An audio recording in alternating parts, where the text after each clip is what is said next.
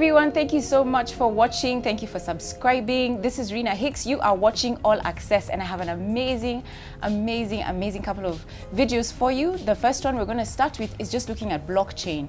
If you remember, a few weeks ago the president said, you know, that blockchain is something that the government wants to kind of explore in terms of being able to look at how can they use blockchain for an efficient, effective service delivery to the people. And I have with me the CS of ICT, Mr. Joseph Mucheru, who's going to help us understand what blockchain is and how is this going to unfold. So I am so excited, and I will ask you to please share these videos and subscribe in case you haven't yet. So welcome to my show. Asante sana, thank you. Yes, I am so pleased for the opportunity to speak with you.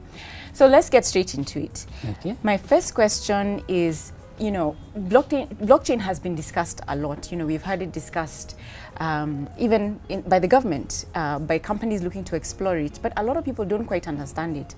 And I'd like you to use just simple English to explain to the wananchi, what is blockchain really and what benefits does blockchain have for us?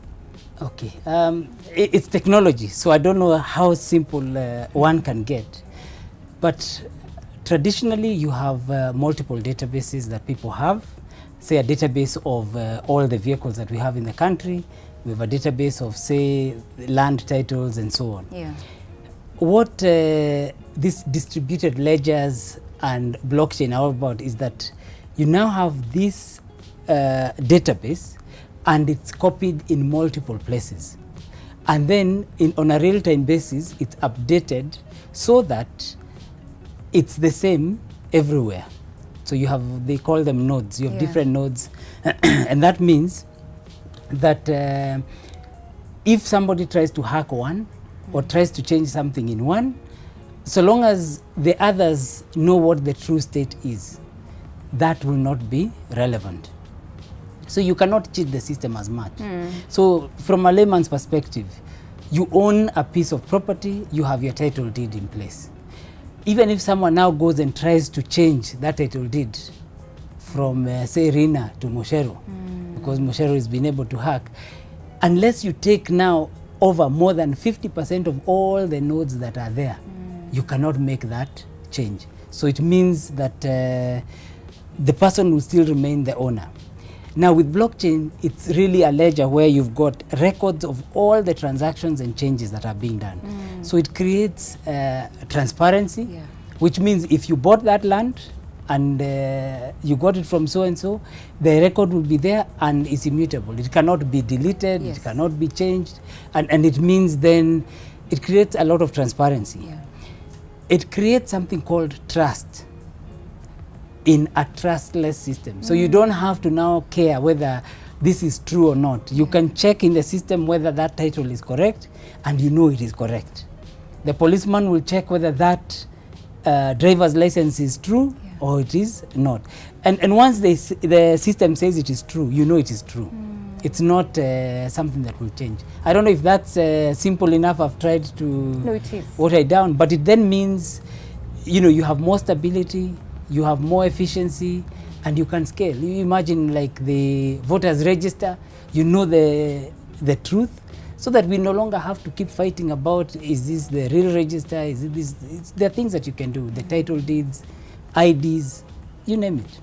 So we're looking to implement blockchain throughout the different services, you know, whether we're talking about national registration of people or persons, whether we're talking about the land ministry and all of that. Are we going to pilot it first, or are we looking to implement it in all the different areas that we can? We've already been piloting. Actually, we've tested it in lands and in a few other databases that I wouldn't mention at the moment. And it has worked well for us. In fact, we believe that even private sector businesses should actually go into this space. You know, it's transformational. It's the same way the internet came and changed how we do things. You remember people would be asking this whole concept of sending letters, snail mail. So how do you send electronic letters? And it was a whole transformation on how both the internet or even the mobile came. And we must not be left behind now in this wave of distributed ledgers and blockchain. and other things like hash graph. There are many different variants coming out, but we must be there. We must be in the lead. We have some very intelligent people in our country that can really contribute into the development of this new space. So we can't only be consumers, we also have to be developers and engage the world as well. Absolutely. I'm going to pause there for this particular video.